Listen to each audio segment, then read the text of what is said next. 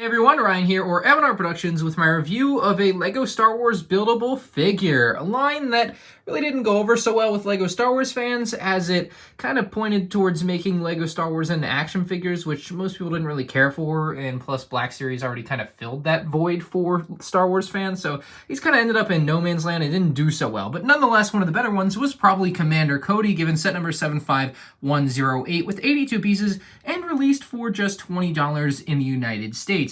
Now, speaking of the box art, he looks very good there in the front. However, in the background, you may acutely notice that it's Geonosis, and Commander Cody was not on Geonosis, especially in his Phase 2 Episode 3 armor. So, some odd box art choice from LEGO, but what can you expect? The back of the box shows the height of the buildable figure, coming in at 9.2 inches or 23.5 centimeters, and shows him in a bit more of a virtual space there, just kind of standing with his blaster and everything. Shows him in a couple different poses and with his backpack there, so nice detail we'll get to. And then at the bottom, you can see the other buildable figures that were released alongside this, and maybe to somewhat understand LEGO's decision to put Geonosis on the box art is that he was paired with Jango Fett, who was only in Episode 2, so maybe that's where that came from. If you look on other boxes, you can see they are in a box together paired, so that's kind of what they went for. But Commander Cody and Jango Fett never even saw each other, so it's an odd pairing of characters. Nonetheless, still a really good buildable figure for buildable figures. So here's a great up-close view of Commander Cody. Of course, being Phase 2, he's got his Phase 2 helmet on,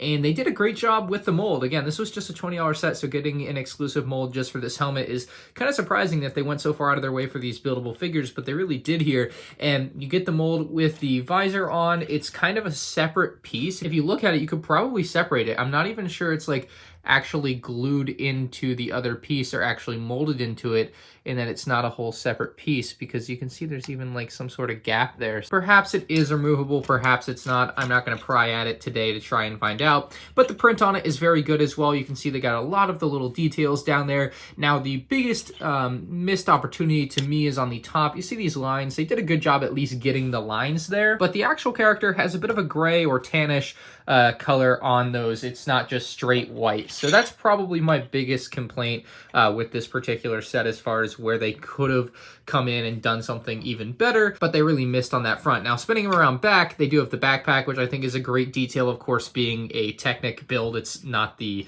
most accurate and detailed. You can see straight into his stomach there and whatnot, but at the end of the day, this is a play action figure for kids and not a Black Series, or even better yet, a Sideshow or Hot Toys, where you're really going for the accuracy there. So being able to see straight in the torso, whatever.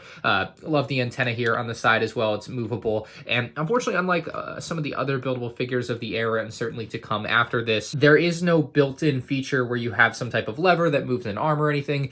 This figure is pretty static. It has a lot of ball joints. You can do a lot of poses with it, but there is no functionality built into it. He's got a rather nice blaster rifle. Not my favorite one that they made for the buildable figures, but certainly a fine addition for Commander Cody here. He's got his hands, which they made a mold for, buildable character hands. Plenty of armor, orange for his shoulder pads, looks really good. I do wish they had been able to get orange into the knee pads here, because that is certainly a iconic characteristic of the legs for him, so having that missing kind of sucks, but that's what you get when it's all just one mold there. Feet have a joint at the ankle. Moving back up though, on his upper left thigh, you have a very nice print with an orange stripe, very accurate to what you see in the film, and then his torso is also really good. He's really scraped up, taking some battle damage certainly there, and they've got the orange markings and the proper ranking mark there. It's very well done, to be honest, for just 82 pieces in a buildable character. And if you didn't know, you can also remove the rifle from his hand. So if you don't want him to be holding the rifle, you can take the whole thing out, and excuse how wobbly he is. That's just buildable characters for you in a nutshell. But the rifle out of the hands looks like that. You could theoretically just display your buildable characters without the rifle. What you'll notice, and in my opinion, what maybe threw me off with these characters a lot, is how finicky they really are when you try to like put them down on surfaces, and how odd they can look if you don't actually spend any time trying to pose them. I also think part of the issue for me personally when looking at these buildable characters is the length of their legs. I just feel like they're a little bit too tall. Maybe a half an inch cut off would have done them well as far as the proportions go, but they just look a little bit too tall to me when they're just standing straight up, so it's a little bit weird. But you can do lots with this. There's plenty of posability. It's practically unlimited what you can do with these characters as far as the movement goes, and that's really good for kids. Obviously from the back, it's just a skeleton. It doesn't look so good, but from the front, it's very well done. As far as buildable figures goes, this is like a 9 out of 10, but as far as an actual Lego set goes, it's like a 4 out of 10. If you still want to pick one of these up on eBay, you can do so for under $50 sealed in box, and it's probably not a bad purchase, although you could certainly go with a Black Series Cody instead, as that would actually be a real action figure, if that's what you really wanted. There certainly won't be any new LEGO Star Wars buildable figures anytime soon, as these absolutely bombed in stores back in the day, only lasting from 2015 till 2018, when they were promptly canceled before they were even able to release the summer wave of 2018's buildable characters. So let me know what you guys think about Clone Commander Cody in the comments below. His box art may be wrong, but he's not too bad of a buildable figure. If you guys enjoyed, leave a like. If you're new to the channel, subscribe, and you can check out more LEGO Star Wars videos on the end screen now.